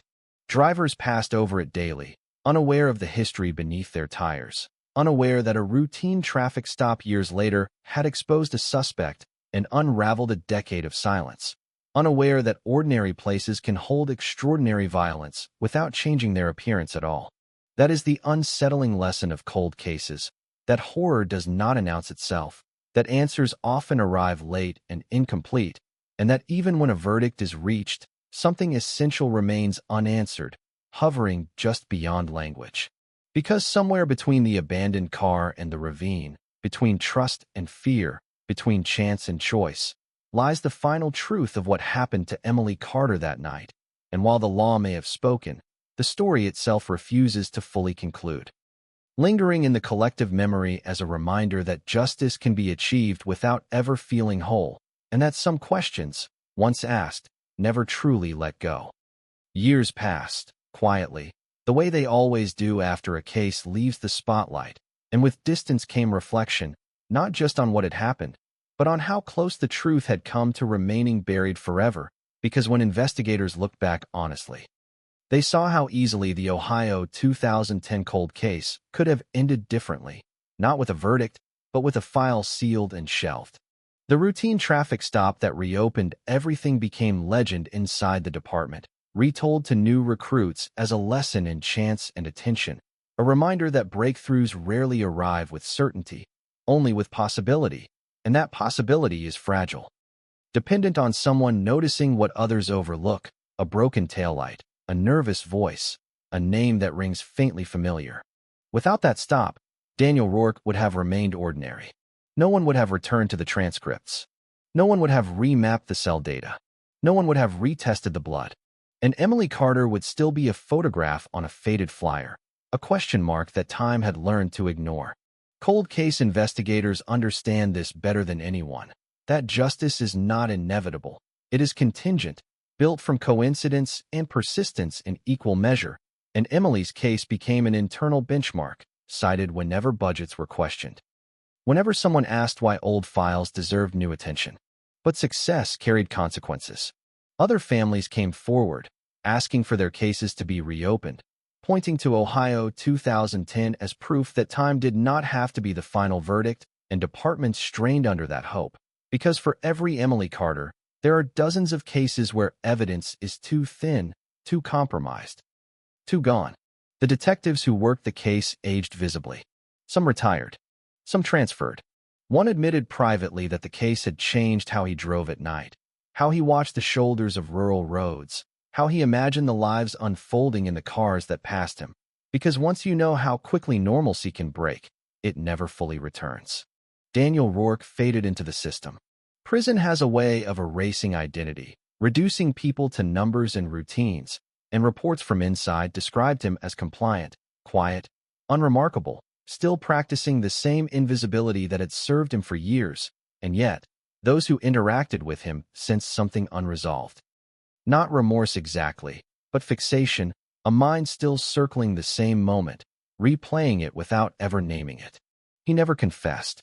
Not formally, not completely, but fragments emerged over time, comments made to counselors, remarks overheard by guards, references to luck, to timing, to how things might have turned out differently if not for one small interruption years later, and those fragments reinforced what investigators already believed.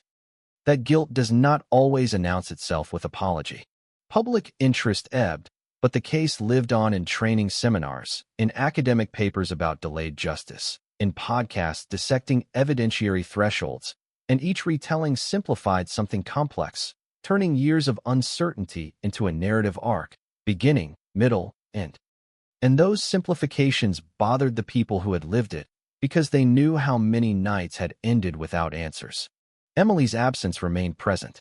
Her family marked milestones she never reached, birthdays uncelebrated, careers unfinished, children never born, and those quiet losses never made headlines. But they were the true measure of the crime, not the sentence length, not the appeal outcome, but the life that had stopped without warning. And in the background, always the road. Repaved now. Straighter. Brighter. Streetlights replaced. Shoulders widened. Safety improved. As if infrastructure alone could correct what had happened there. But no amount of asphalt can erase memory, and locals still refer to that stretch with a pause, a lowering of voice, a shared understanding that something permanent occurred there once. Cold cases are often described as puzzles. But puzzles imply completeness, all pieces present somewhere.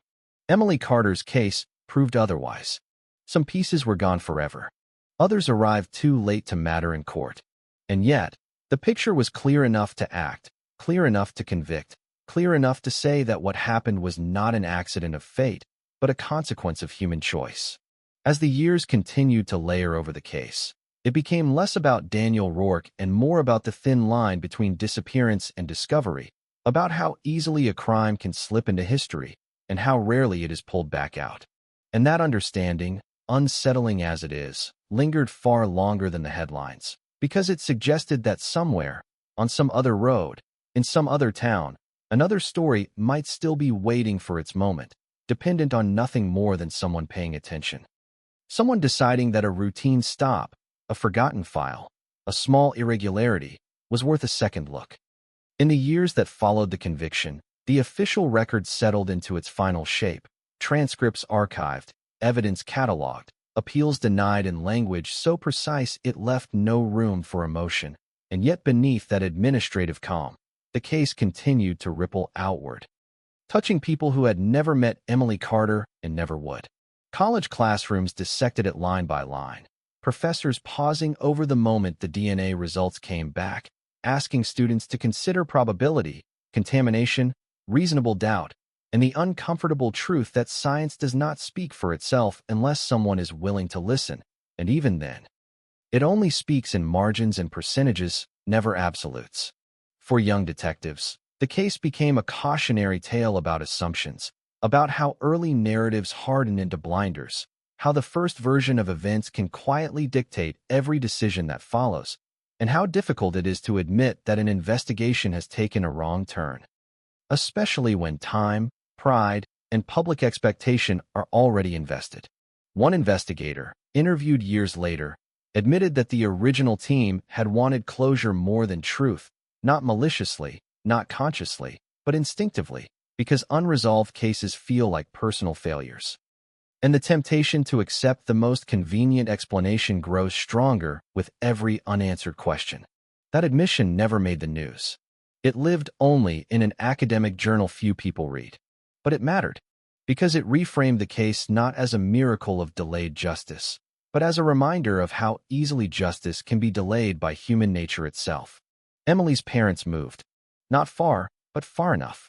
The house held too much silence, too many rooms frozen in a single moment, and leaving felt less like abandonment and more like survival, an act of choosing to continue despite the weight of what could not be changed.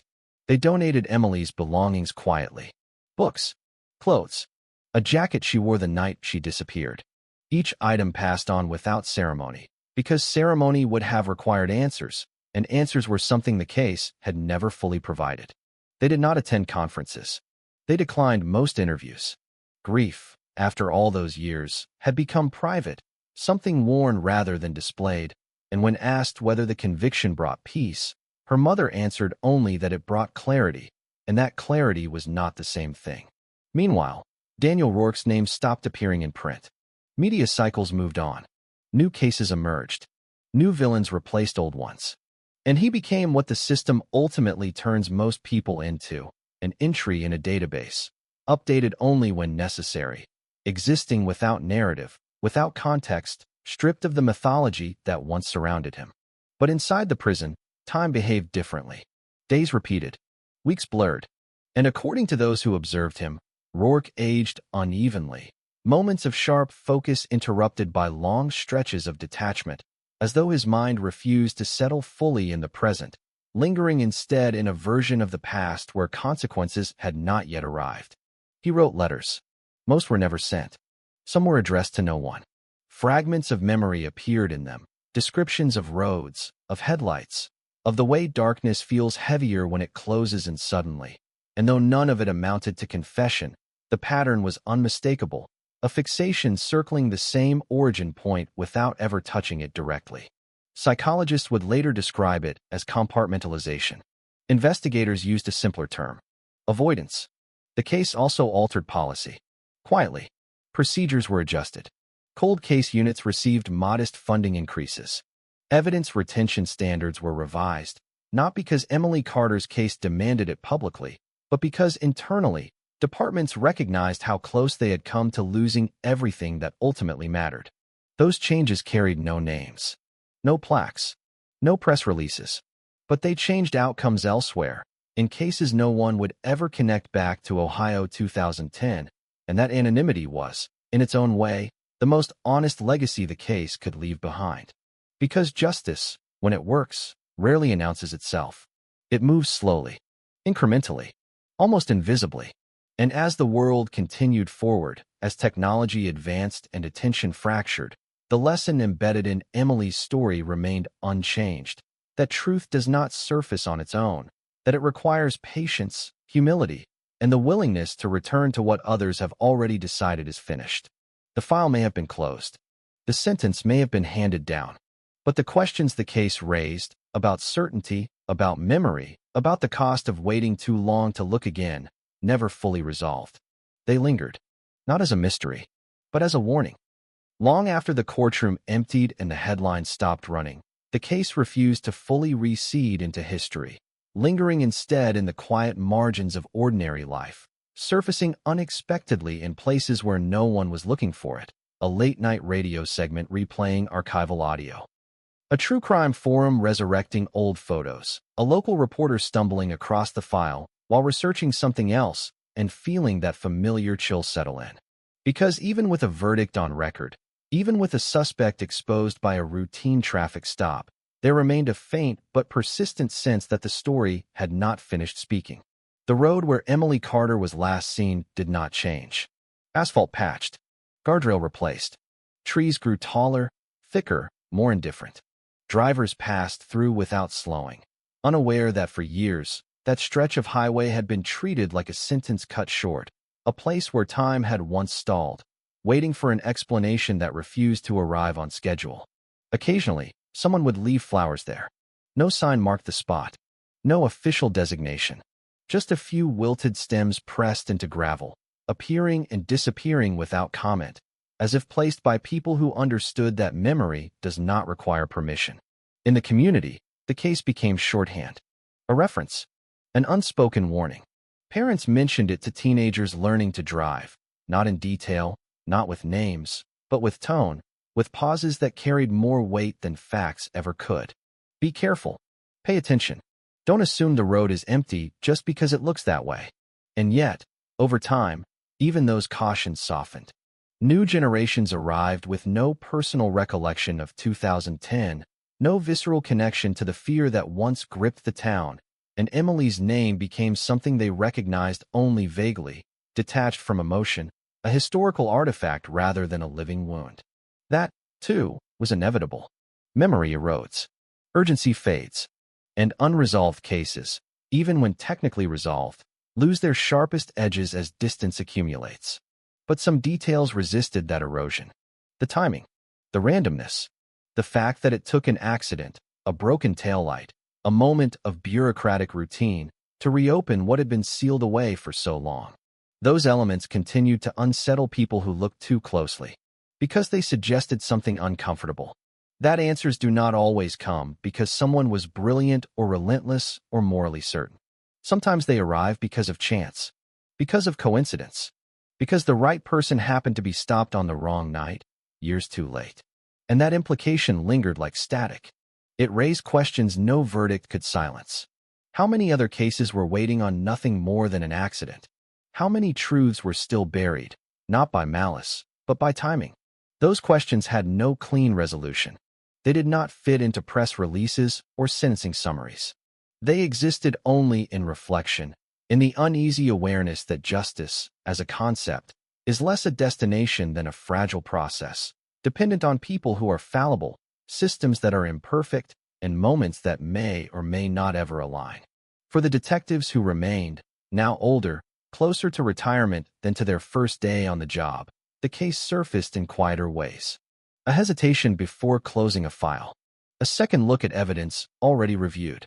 A decision to keep something just a little longer, just in case. They never said Emily's name aloud when those instincts kicked in. They didn't have to. The imprint was there, shaping behavior without announcing itself, a silent correction applied to every investigation that followed. And in that sense, the case continued to work.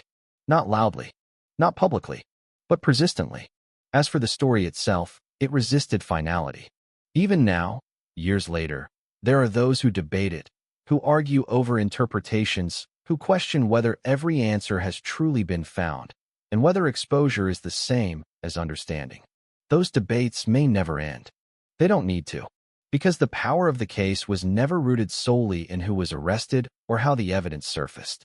It lived in the tension between certainty and doubt, in the recognition that some truths emerge only after doing damage simply by remaining hidden. Ohio 2010 is no longer just a date. It is a reminder that cold cases are not cold because they lack heat, but because they lack light. And sometimes, the light arrives too late to warm anything that was lost, illuminating only the shape of what has been missing all along. The road remains. The file is closed. The silence endures. And somewhere between those facts, the case continues to exist, not as a solved mystery, but as an echo, faint, persistent, and impossible to fully forget. There is a moment, rarely captured in transcripts or timelines, when a case stops belonging to the system and starts belonging to something else, something quieter and harder to define, a collective awareness that settles into a place long after the sirens fade and the paperwork is complete. And Ohio 2010 crossed that threshold without ceremony.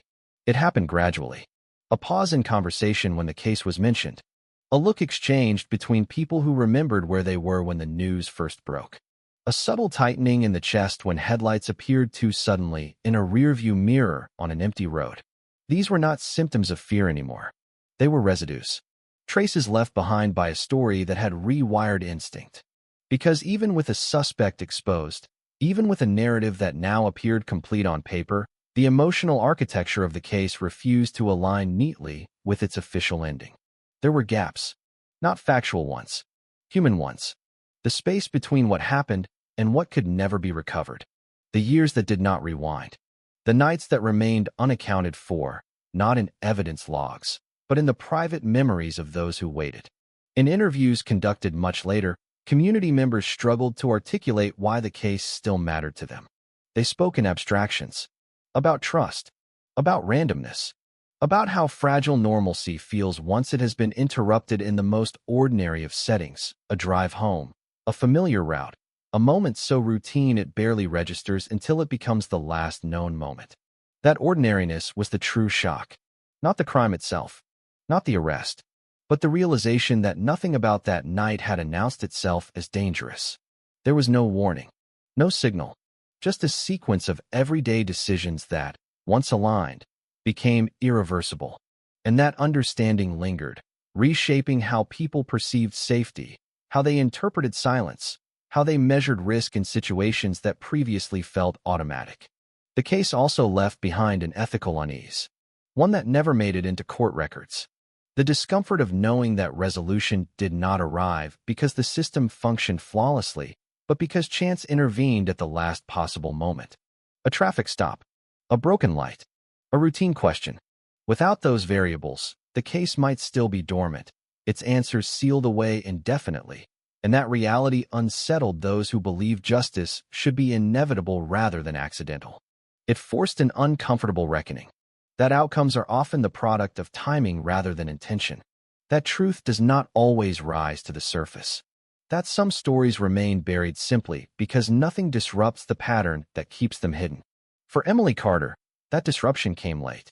Too late to change her fate. Too late to restore what was taken. But not too late to expose the fault lines that had allowed the case to slip into coldness in the first place. Those fault lines mattered. They influenced training. They altered conversations. They introduced doubt where certainty had once been assumed, and in doing so, they prevented other cases from following the same trajectory. That impact, though invisible, was real, and it extended beyond Ohio. Because stories like this do not stay contained. They travel. They inform. They caution. They become reference points in a broader understanding of how easily a life can vanish into ambiguity and how difficult it is to pull it back out once momentum has been lost. Even now, when the case is discussed, it is rarely framed as a triumph. The word feels misplaced. There is no celebration in delayed answers. No victory in conclusions that arrive after damage has already been done. What remains instead is a sober acknowledgement that attention matters, that persistence matters, that revisiting the past is not an indulgence, but a responsibility. Because cold cases are not static. They are not frozen moments. They are living absences, waiting for something to disturb the surface. Ohio 2010 disturbed it. Not cleanly, not completely, but enough to remind those who listen closely that silence is not the same as resolution, and that some stories, once uncovered, never truly settle back into stillness. They remain, hovering, demanding to be remembered. With time, the story of Ohio 2010 began to detach from the specifics of names and dates and attach itself instead to a feeling, an unease that surfaced whenever people confronted the idea of closure, because the case had demonstrated, in slow motion, how fragile that concept really is. Closure, the community learned, is not a switch that flips when a verdict is read. It is not delivered by a judge's voice or sealed with a signature at the bottom of a document. It arrives unevenly, if at all, settling into some lives while completely bypassing others. For some, the arrest was enough. A confirmation that the danger had a face. A reassurance that the story had an ending, however delayed. For others, it changed nothing. The years remained lost. The waiting remained etched into their bodies, into habits formed under uncertainty, into the reflexive glances at the clock late at night. And between those two responses existed a wide, unbridgeable space where meaning struggled to take shape. That space was where the case continued to live. In quiet conversations between parents. In the hesitation of drivers pulled over on empty roads. In the way people now understood that safety is not guaranteed by familiarity, that danger does not always announce itself with drama or warning. Emily Carter's absence became symbolic. Not because she was reduced to a symbol, but because her story mirrored countless others that never reach a courtroom, never benefit from a chance encounter or a preserved sample of evidence. Her case was visible. Many are not. That disparity weighed heavily on those who studied the file later, who saw in its pages both a success and a failure, intertwined so tightly they could not be separated without distorting the truth. The success was obvious. The failure was systemic. Years passed before anyone had the tools, the perspective, or the willingness to look again. And that delay was not neutral. It carried consequences. It allowed doubt to harden into resignation. It permitted silence to masquerade as inevitability. Those lessons did not fade. They became part of institutional memory, passed down informally, through warnings and stories shared among investigators, reminders that the cost of inaction is often invisible until it is irreversible. One retired detective summarized it bluntly in an off-the-record conversation, saying that the most dangerous moment in any investigation is when everyone agrees on the same explanation too quickly, because unanimity feels like progress even when it is built on assumptions. Ohio 2010 embodied that risk.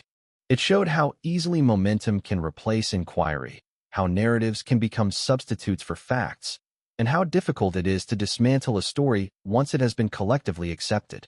That dismantling required disruption. And disruption arrived, not through brilliance or persistence, but through coincidence. A reminder that the system does not operate in isolation from randomness, that justice sometimes depends on variables no one can control. That reality was unsettling. It undermined comforting beliefs. It forced an acknowledgement that certainty is often retrospective, constructed only after outcomes are known. And yet, within that discomfort, there was also resolve. A determination, however quiet, to do better, to question more, to resist the temptation of premature conclusions, to understand that cold cases are not failures frozen in time, but opportunities deferred, waiting for someone to reopen the door. As the years stretched on, Ohio 2010 became less about what happened on that road and more about what happened afterward, how the absence of answers reshaped behavior, policy, and perception long after the event itself. It became a case study, a warning, a mirror held up to the systems designed to protect, revealing both their capacity and their limits. And still, beneath all analysis, all reflection, all institutional change, there remained the simplest truth.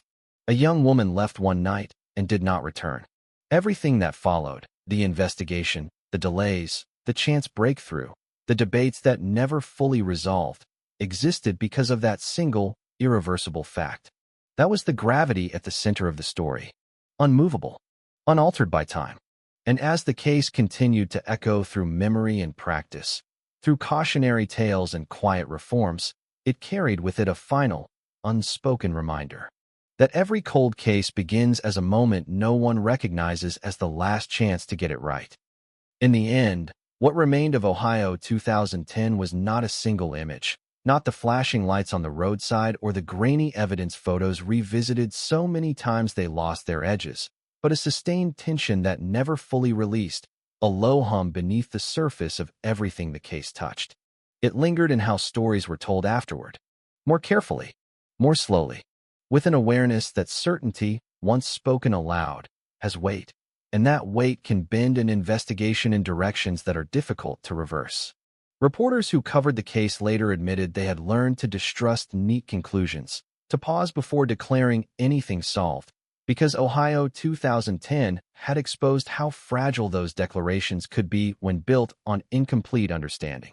For law enforcement, the case became a reference point not for success, but for vigilance.